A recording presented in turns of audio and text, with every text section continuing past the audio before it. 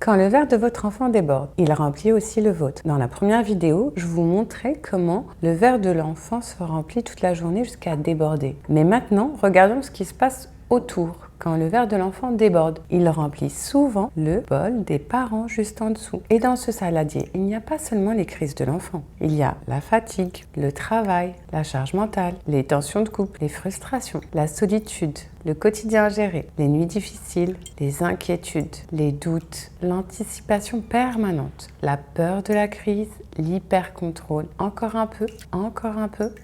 Alors oui, parfois, le parent déborde lui aussi. Et je vais vous dire quelque chose, c'est inévitable.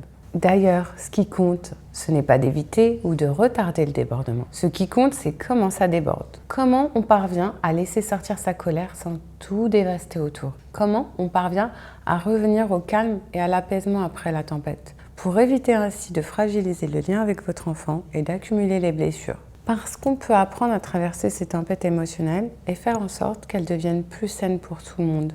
Et ça commence souvent par nommer ce qui se passe en soi. Je suis à bout, je sens que ça déborde, j'ai besoin de redescendre un peu. Puis pouvoir dire aussi ce dont on a besoin. Je vais prendre 5 minutes, je vais marcher un peu, j'ai besoin de réfléchir et éviter autant que possible de faire porter à l'autre la responsabilité de ce débordement. Tu m'énerves, tu me pousses à bout. Ça, non, non, non.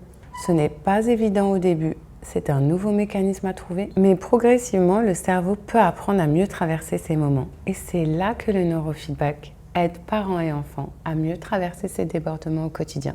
Parce qu'une tempête émotionnelle peut devenir aussi un moment de compréhension, de réparation et de lien.